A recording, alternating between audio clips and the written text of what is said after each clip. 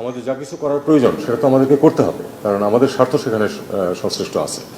বিশেষ করে আমরা একথা আমরা অফিসিয়ালিও বলছি যে বিশেষ করে বাংলাদেশের সীমান্তের পরিস্থিতি তো পরিবর্তিত হয়ে গেছে, এটা তো আমরা অস্বীকার করতে পারবো না। এখানে একটি নন স্টেট অ্যাক্টর, আমাদের সম্পূর্ণ সীমান্ত তাদের নিয়ন্ত্রণে রয়েছে। এখন কেন্দ্রীয় সরকারের কোনো নিয়ন্ত্রণ নাই বর্ডারে, কাজে আমাদের নিজেদের স্বার্থে কোনো না কোনো ধরনের যোগাযোগ, আমরা অফিসিয়াল যোগাযোগ অবশ্যই করতে পারি না একটা নন স্টেট অ্যাক্টরের সাথে, কিন্তু কোনো ধরনের একেবারে বিচ্ছিন্ন সম্পূর্ণ থাকবো আমরা চাইলেও বিচ্ছিন্ন থাকতে পারবো না। সেক্ষেত্রে যতটুকু প্রয়োজন সেটুকু আমরা নিশ্চিত করবো।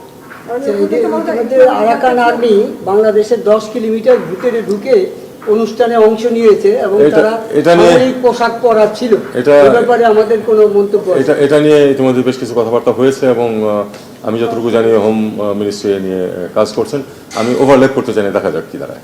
আমরা কি জানতে চাই মানে ভারত পাকিস্তানের যে পরিস্থিতি, যে পাল্টাপাল্টি সিদ্ধান্ত করবে কিনা সেটা আমরা নিরূপণ করেছে কিনা সেটা প্রতি মানে মোকাবেলা। দেখুন, আধুনিক জমানায় সব কিছুই সবাইকে কম বেশি এফেক্ট করে, কাজে কোনো কিছুই আমাদেরকে একটু এফেক্ট করবে না সেটা আমি বলি না। তবে তাদের যে সংঘাত, সেই সংঘাত সরাসরি আমাদেরকে এফেক্ট করার কিছু নেই, কারণ আমরা এতে কোনো পক্ষ নই।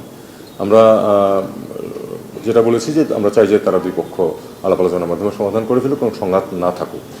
ব্যবসা বাণিজ্যের ক্ষেত্রে যে কোনো সংঘাতেই বা যে কোনো সম্পর্ক খারাপ করে ব্যবসা বাণিজ্যে তো এফেক্ট পড়ে। তবে এর মানে এই নয় যে আমরা তো পাকিস্তানের সাথে সংঘাতে লিপ্ত না, কাজে তাদের কাছ থেকে আমাদের যদি স্বার্থ থাকে তুলা আমদানি করা, আমরা সেটা করব। ভারত আমাদেরকে যে ট্রান্সশিপমেন্ট সুবিধা দিচ্ছিল গত বছর দেড়েক যাবৎ, সেটা তারা উইথড্র করেছে।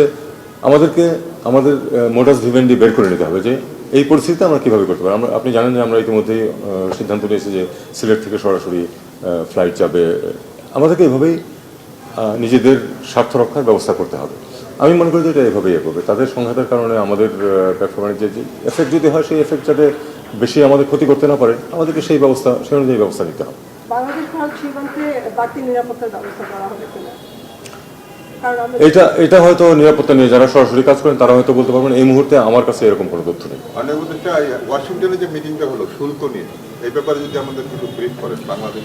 এটা নিয়ে তো ওই যারা শুল্ক নিয়ে আলোচনা করতে গেছেন তারা ফিরে আসছেন, আমার মনে হয় আপনারা তাদেরকে জিজ্ঞেস করুন, কারণ আমি একবারই একটা কিছু বললাম, সেটা হয়তো সঠিক রিপ্রেজেন্টেশন নাও হতে পারে। Thank you.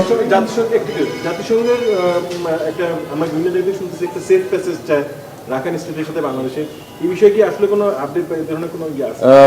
আমি এটুকু আপনাদেরকে বলতে পারি, নীতিগতভাবে আমরা তো সম্মত, কারণ এটা হিউম্যানিটেরিয়ান একটা প্যাসেজ হবে, কিন্তু এটার কিছু আমাদের কিছু শর্তাবলী আছে, সেগুলি আমি ডিটেলস এখন যাচ্ছি না। সেই শর্তাবলী যদি পালিত হয় আমরা এটা অবশ্যই কোঅপারেট করবো ইউএনের তত্ত্বাবধানে অবশ্যই। Thank you.